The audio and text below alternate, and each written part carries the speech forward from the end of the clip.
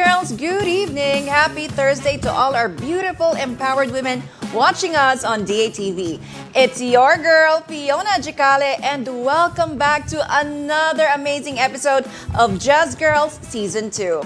Tonight, we are talking about something so close to my heart, reinvention.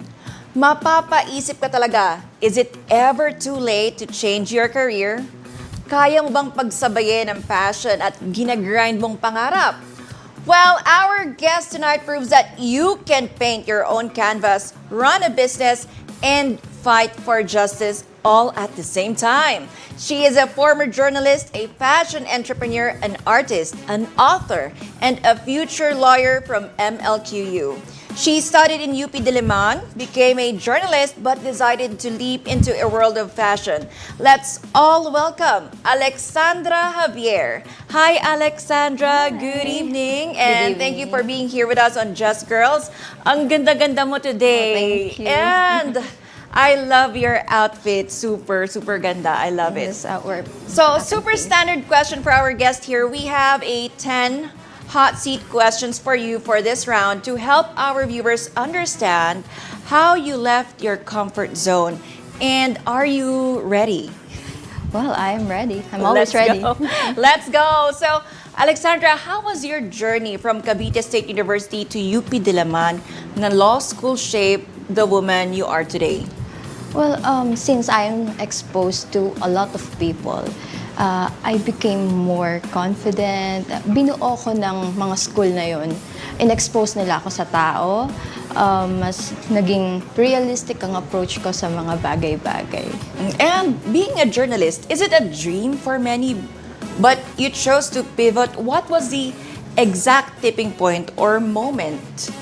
Well, I always love journalism. I mean, kung ako yung tatanungin, hindi ako aalis. But of course, I have to make a choice. I have to make my own path. Hindi pwedeng, stuck lang ako sa isang gusto ko lang. So I have to try new things. And I believe na try ko na maging reporter. So I think it's about time to shift, to try different things.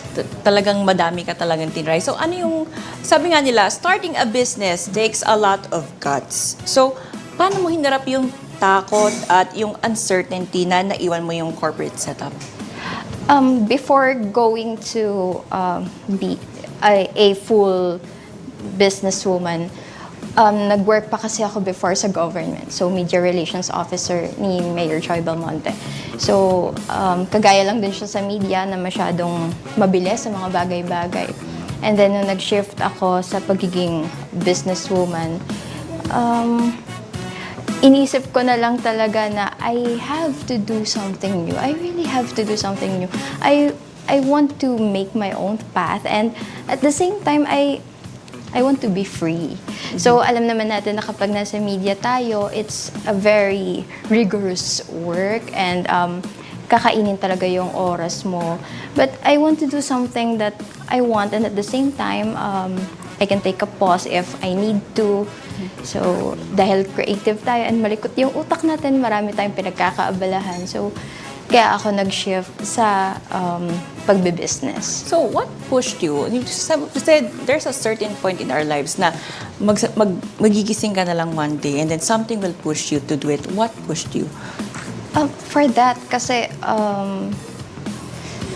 nakikita ko kasi yung fashion, no? yung art ng fashion. So, I want to empower women. So, in my own ways. You cannot empower every single woman. But you can make a difference by, I'm selling clothes na hindi siya yung usual na makikita mo sa malls. Hindi lahat makikita mo sa malls. So, I sell clothes with vivid colors, different styles, and most of all, yung mga sustainable. So, having this online RTW clothing brand, out of all the industries, bakit fashion and retail yung napili mong pasukin? Because I love fashion as well. So, I'm a girly girl. So, with that, gustong-gusto ko nag-dress up, gustong-gusto ko na, gusto ko maganda tingnan palagi. So, gusto ko presentable tingnan. So, yung name kasi ng clothing line namin is Women Like Me. So, basically, those women who want to wear something fashionable just like me. So, ino-offer namin yun sa kanila. And as a former journalist, did your background in media and storytelling help you when it came to branding and marketing your RTW line? Yes. Since I was exposed to different kinds of people, so na-expose ako sa iba't ibang klaseng babae na nakakakita ako ng, nakakapag-cover ako ng pageants, LGBT events, so iba-ibang tao. And for me, it helped me realize kung ano yung gusto kong itinda, ano yung gusto namin sa business namin. And launching an online brand in a saturated market is not a joke. What was the biggest hurdle you faced during your first year in business? I realized ang dami ko pang dapat matutunan. Like, getting supplies. What if hindi siya available dun sa supplier namin? How am I going to deal with rude customers? How am I going to deal with complaints? So, lahat yun napagdaanan ko. So how do you ensure your clothing brand empowers the women who wear your designs? I just want them to be comfortable and be themselves. So whenever they're wearing our pieces and then magme-message sila, look, nasa beach ako, ito yung swimsuit na suot-suot ko, I'm really happy na makikita ko yung ibang babae. Masaya sila sa mga sinusuot nila. They're confident, pinapakita nila kung ano yung gandang meron sila. And they're comfortable while wearing your brand, di ba? Yes. Yun ang pinaka-important din, you know. So, what's the message behind the clothes? So, since it's women like me, again, I just want women to be comfortable, to be fashionable, and kasi meron tayong minsan misconception na kapag nagsusuot ka ng mga sobrang gagandang damit, maarte ka. No, you're just being yourself. So, it's about women empowerment. It's about being you. So, as you've said, may mga misconception tungkol sa pagiging online entrepreneur. Many women would like to start, but so afraid of falling. What's your message to women who wants to start this kind of business, but then, syempre, nag-aalinlangan? Kasi syempre, may mga thoughts na, what if ganito mangyari, mga worst case scenario, and things like that. So, what's your message to them? Jump into the pool. As simple as that. Totoo na it's not a walk on the park. But at least, you have to try. Kasi hindi mo malalaman kung kaya mo kung hindi mo ita-try. Correct. Totoo. But when you look back at your transition from journalism to fashion, do you ever miss the adrenaline of the newsroom, or did you find a different kind of rush in entrepreneurship? Magkaiba siya. But I also miss the adrenaline in the newsroom. Lalo na kapag sinisingil ka na sa istorya mo, nasaan na yung istorya mo. I kind of miss that, of course. And you're going to different places, covering different events, covering different issues. Mas maganda din kasi na aware ka sa mga nangyayari. But of course, I'm okay with what I'm doing right now. Mas masaya ka dito sa Yes. RTW line. For the women watching right now na gustong iwan yung jobs nila to start a business, what is the number one mindset shift they need to make?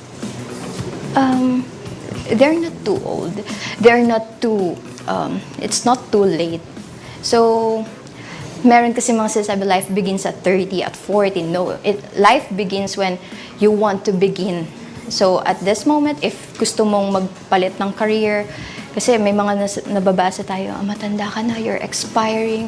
May mga nababasa tayong gano'n, lalo na sa mga hate comments from other gender or minsan kapwa natin babae. But you don't have to listen to them. You have to listen to your heart and to yourself. That is true. I agree with you on that. Grabe, ang daming realizations right off the bat. In fairness, at unti-unting nakikita ang hustle behind the glamour. Pero wag kayong aalis, just girls, dahil pagbalik natin, things are getting analytical and serious. How does an entrepreneur and artist suddenly find herself inside a law school classroom? Up next, we'll talk about Alexandra's grueling journey as a Juris Doctor student at MLQU. And retain your seats, Just Girls. We'll be right back.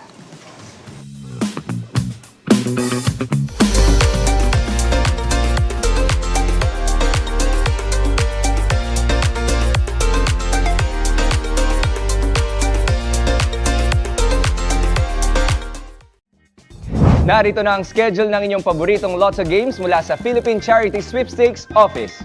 Araw-araw ang draws ng 2D Lotto at 3D Lotto tuwing alas 2 ng hapon, alas 5 ng hapon at alas 9 ng gabi. At pagsapit ng alas 9 ng gabi, sasamahan pa yan ng big time games. Tuwing Lunes, magpapapremyo rin ang 4D Lotto, Mega Lotto 645 at Grand Lotto 655. Pagdating ng Martes, magdadala ng panalo ang 6D Lotto, Lotto 642, Super Lotto 649 at Ultra Lotto 658. Tuwing Miyerkules, umaarangkada ang papremyo ng 4D Lotto, Mega Lotto 645 at Grand Lotto 655. Pagsapit ng Huwebes, tutok na sa 6D Lotto, Lotto 642 at Super Lotto 649.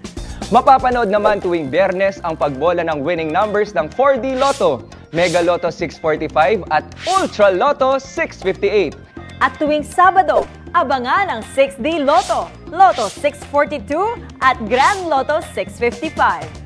Sigurado namang pasasayahin ang araw ng linggo ng exciting prizes ng Super Lotto 649 at Ultra Lotto 658. Sali na dahil baka ikaw na ang susunod na mananalo At maging Lotto Milyonaryo. Araw-araw, let's play Lotto! Dito lang yan sa DATV at IBC.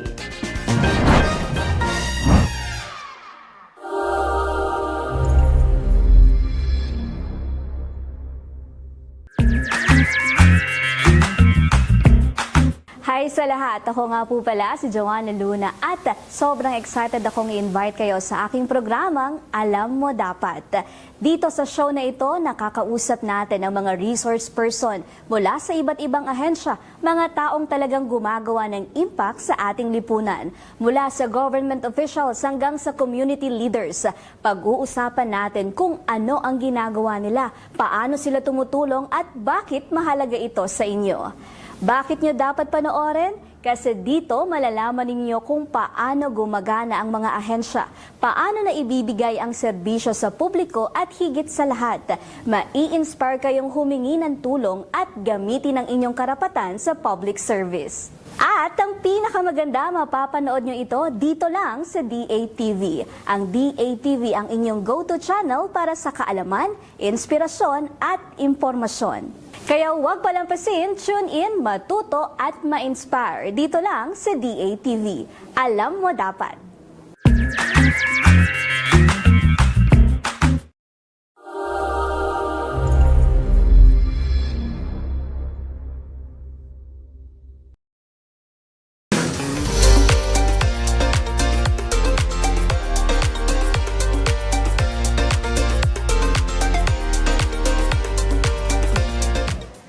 Welcome back to Just Girls and thank you for staying with us on DATV.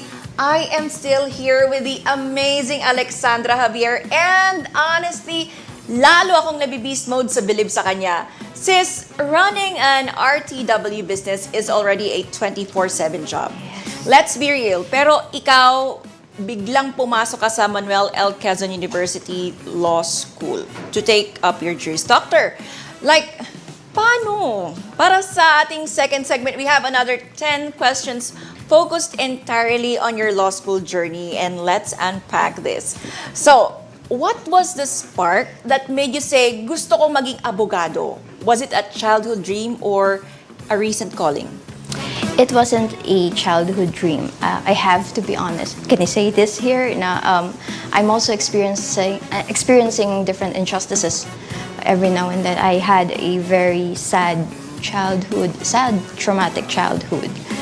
But recently ko lang siya, like parang 2 years ago, naisip ko siya. And then I was a bit worried pa na mag-enroll nung una, honestly. Pero I realized na isang araw gumising ako, sabi ko sa partner ko, I have a current partner, and sabi ko sa kanya, ang daming babaeng nakakaranas ng injustices, no? Ang daming babae na nakakaranas ng hindi pantay na pagtrato. Ang daming babae na biktima ng vowsy. So I realized na I could be one of them. And it's really saddening kasi marami sa mga kamag-anak ko, marami sa mga kakilala ko, nasa failed marriage sila and they don't know how to get out of it. So isa siya sa mga naging reason kung bakit. Law school is notorious for being mentally taxing. Oh, How did it feel adjusting to the culture of MLQU School of Law after being away from academics for a while? It was really funny and at the same time nerve-wracking. Like pagpasok ko and unang recitation ko, I wasn't prepared and my professor was like, I don't have all night for you. Wow.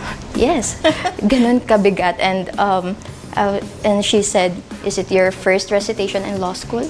Yes po. And she said, well, welcome to law school. And that's my intro. Na-culture shock ka na bigla. Yes. So how do you balance the creative visual world of fashion with the rigid text-heavy world of quotas and cases? Hindi ba nagka-clash yung mga magkaibang sides ng brains?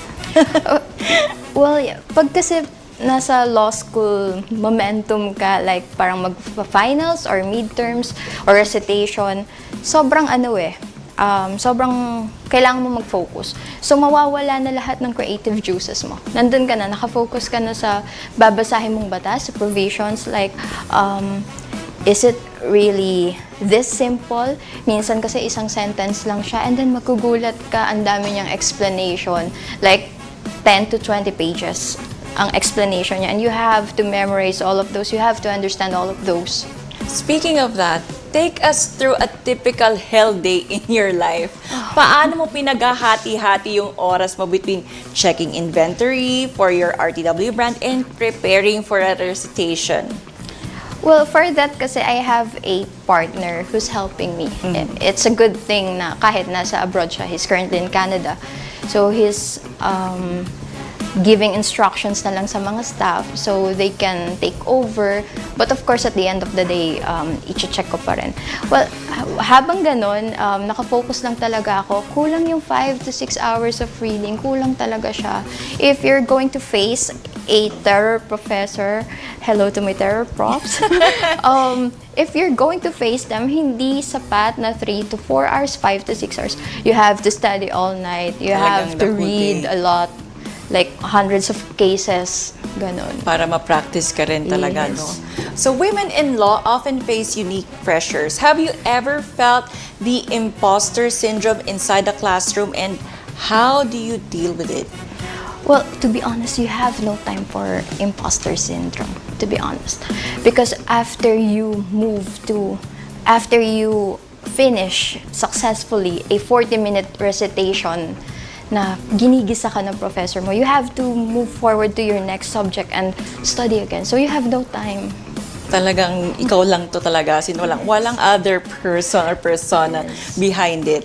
So MLQ has a rich history of producing legal minds. How has the community there supported your growth as a working professional and a woman? Well, sobrang hands-on ng MLQU. Yun lang yung masasabi ko. I believe all other schools are like that as well because studying law is already a hell. So, minsan, kailangan mo na lang ng supportive community. Yung program coordinator namin, yung mga professor, they're really strict, but at the same time, they want you to become the better version of yourself. And in moments when you're running on 2 hours of sleep and crying over a case digest and handling business orders, what keeps you from typing that resignation letter or dropping out? I keep on saying to myself na, ginusto ko to. I-push mo yan. Yes, Oo. mahal ang tuition. Things like that. And at the end of the day, kasali kasi ako sa isang community ng Facebook group wherein vowsy cases na babasa ko. And every now and then, nababasa ko yung mga babaeng, they suffer a lot. They really suffer a lot from abusive relationships, financial abuse, physical abuse, emotional abuse. And sabi ko sa sarili ko, I cannot change the world, but I can change one person's life in the future if I become a lawyer. So parang sila yung nakakapag-motivate sa'yo na i-push talaga tong journey na to. So how has studying the law changed the way you view your rights and responsibilities as a female entrepreneur in the Philippines? Sobrang laking impact niya sa akin eh. So, malaki yung help niya in a sense na, for example, you're talking about business to business, you're getting supplies, minsan kasi may mga medyo mapanlamang. So, because you have this background in law school, and you are studying law, alam mo kung ano yung karapatan mo eh. It's very important na alam mo kung ano yung pinapasok mo, and at the same time, alam mo yung kung ano dapat yung binibigay sa'yo. And at the same time naman, your responsibilities, of course, we have to be more cautious, like return and refund, yung mga ganyang bagay. Naaral ko rin siya sa law school na it's not possible na bigla na lang kaming hindi mag-respond sa customer. Bawal yun. Maraming bawal, and marami akong natutunan. Alright, journalism is about reporting the facts, and law is about defending them. Do you feel your past media experiences gives you an edge in oral arguments and analysis? Well, a bit. I must say a bit. Kasi maraming times na yung mga ina-argue mo is galing sa mga practical experiences mo. So, you have to argue with your professor, you have to be present kapag sinabi niya sa'yo or tinanong niya sa'yo, ano ba tong provision na to? How can you prove that it is true? Well, attorney, according to ganito ganyan, and at the same time based on ganito ganyan. So yung mga bagay na yun is natututunan ko lang din sa labas ng school, hindi lang siya sa loob.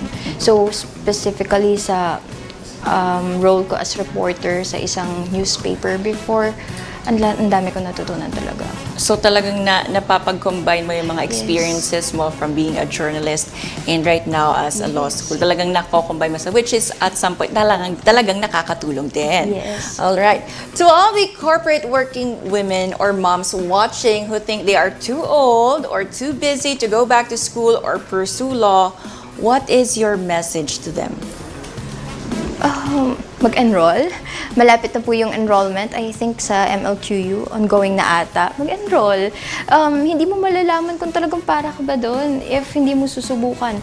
Meron ako mga nakilalang mga lawyer na graduate 60 years old na, nakapasa ng bar 60 plus na. Meron akong kaklase na 59 years old siya no nag-enroll siya, and he's 60 plus now. So, age is just a number, of course. Totoo naman yun. But you have to come prepared. Yun lang din. And it's never too late. It's never too late. Correct. Hats off to you, Alexandra. Seryoso, you are redefining what a modern woman can achieve. But wait, there's more.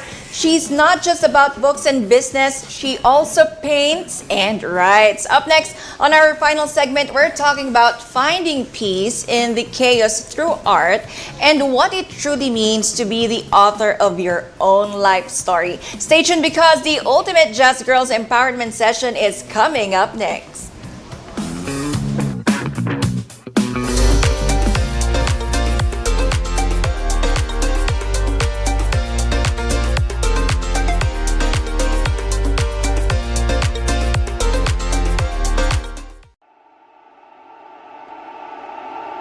Fall in love with Metro Manila as you walk the cobbled streets of this walled city.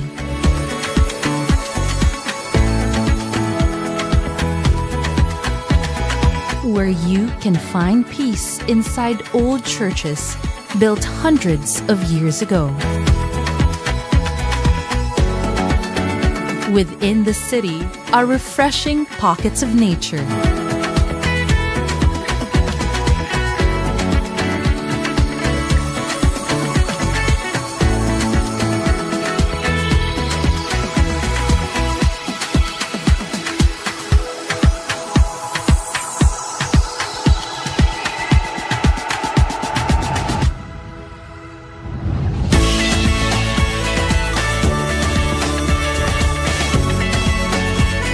Where business flourish in diversity.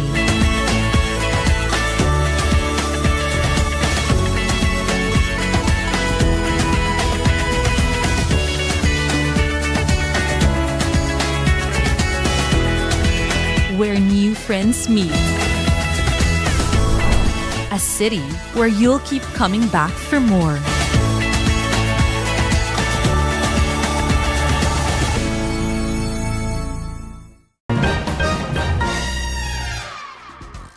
Good day, everyone. I am William Theo, and I am inviting you to watch the PCSO lottery draws that we air 3 times a day, every single day. We not only play for fun, not only for winnings, but most importantly, for charity. So let us always remember, play smart, play safe, and most importantly, play responsibly.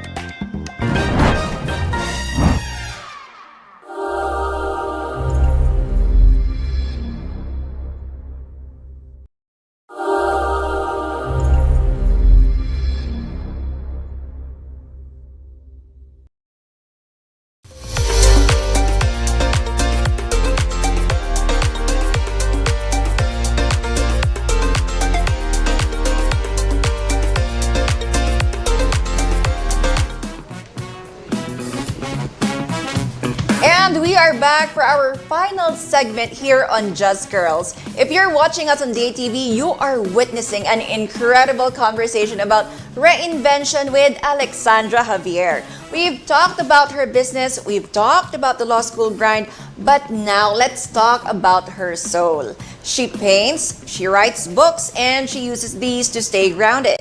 Alexandra, for our final round, here are 10 questions about how you bring all these beautiful pieces together to create an empowered life. Aside from everything else, you're an artist whose hobby is painting. When you pick up a paintbrush, does it serve as an escape from the heavy realities of law and business? Yes. Kasi whenever I paint, whenever I mix colors, ang saya-saya lang na gagawa ka ng sarili mong mundo. For me, it's really liberating. It's really freeing me from all those law school drama, law school problems, and even the reality of life. So talagang artist ka talaga no? Nakakatuwa. What are the common themes or subjects in your paintings? Is there a reflection of the modern Filipina in your art? Well, it's more of a modern Filipina trying different vibes here because I used to paint Joker, that's a very dark one, right? Yes. And then landscape, and then flowers. So, iba-iba talaga siya. So kung ano lang din yung nasa mood mo. Yes. And you're also a book author. And what inspired you to write? And what is the core message you want your readers to take away from your book? I came from a family of writers, as simple as that. So, my tita was also a published book author. So, when I was young, sabi ko, gusto ko magkwento, gusto ko lang magkwento, as simple as that. And then, I have my first book published when I was 15. Yes, under Precious Hearts Romances. And it's kind of liberating as well. So, for me, ang laki ng impact niya sa akin eh. Kaya gusto ko siya kasi parang I had a very sad childhood and writing books helped me a lot to overcome those big burden na dala-dala ko. Talagang it runs in your blood yung pagiging artist, no? Tsaka Yes. congratulations, ha? Ang aga, as early as 15, grabe. Nakakabilib, as in. Kasi gusto ko din maging ganun, pero wala siya. Parang hindi siya na-apply sa akin. But then, I'm so proud kasi talaga nakakita ko ng a woman like you, and ganun nakakatuwa. With so many titles attached to your name, entrepreneur, former journalist, author, law student, artist, how do you answer the question, who is Alexandra Javier at her core? Sabi nila, you cannot pour from an empty cup. So how do you protect your mental health and practice self-care when you have so many responsibilities? Well, first question, sasagutin ko siya. I think I'm just a woman who loves to write, who loves to tell stories, who loves to express herself. As simple as that. And for the second question, how am I protecting myself? I think it's more of knowing your self-worth and knowing what you want to do. So, the outside noise, hindi mo siya kailangan pakinggan. Mahirap siya at first na parang hindi ka, you don't have time for them na makinig sa mga sasabihin nila. But I think it's more of self-preservation, self-love, your self-confidence, your self-worth, lahat yun. And for you, what does women empowerment truly mean? It means giving women the access to equality. It means giving women the power to give their opinion, to live their lives to the fullest, to give them courage to do more. Kasi hindi ka babae lang, babae ka. And since sa dami ng ginagawa mo, have you ever faced criticism or skepticism from people saying, masyado mong daming ginagawa o baka wala kang matapos? How do you handle the doubters? I used to listen to them actually, pero nakakasama pala siya sa mental health. Na parang maraming comment. Sa dami ng taong nakapaligid sa'yo, lahat sila may comment sa'yo. So, I protected my peace by listening to what's inside my heart and to value what I want in life. Gusto ko to eh. I've tried this, natapos kong naging writer na ako, nakapag-publish na ako, naging bestseller na ako ng National Bookstore 3 times. I think that's enough and ito naman yung gagawin ko ngayon. So that's what I want and walang dapat makialam sa akin kundi ako lang. So para pag umiyak ako lang din. Ikaw lang sisisihin mo. Oo, wala akong masisisihin kundi sarili ko. So, who is the woman that inspired you the most? And what is the greatest lesson she taught you about resilience? It's actually Mayor Joy. So, since I worked with her, naririnig ko siya palagi whenever she's empowering other women. Na, do your job, have your own money, carve your own path, kasi hindi lahat ng marriage nag-end sa happily ever after. So as a woman, dapat alam mo kung sino ka maliban sa pagiging asawa lang o pagiging misis lang ni Mr. Ganito. Dapat meron ka talaga sarili mong persona, Yes. kumbaga. And looking back at the younger version of yourself studying in UP Diliman, what do you think she would say if she saw the version of you sitting here today? Siguro iisipin niya, you're so busy. But I think she would be proud na eto na tayo, we're trentahin na tayo, but we're doing fine, we're doing lots of things, we're enjoying our life, and marami pa tayong makakaharap na problema, na isipin, but we're doing fine. So I think she's proud of me. When you graduate from MLQ, pass the bar, and continue your creative passions, what is the ultimate legacy you want to leave behind for the next generation of Just Girls? I just want them to always remember that you're capable of lots of things. You can do whatever you want, and you have to be yourself all the time. And I encourage them na wag kayong susunod sa yapak ng kahit sinong babae. Maging you are you. You do you. So parang kung ikaw, you're Alexandra. And if you're another woman, you're a different kind of woman, iba yung gusto mo, be yourself.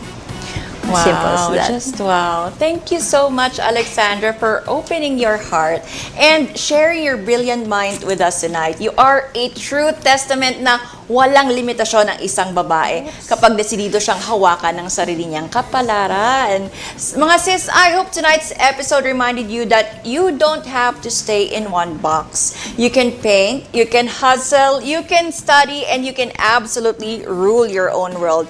You are the author of your own story. Thank you for watching Just Girls. Catch us every Thursday at 8 p.m. only here on DATV. Spread love, stay empowered, and keep shining. This has been your host, Fiona Gicale. Good night, everyone. Have a pleasant evening.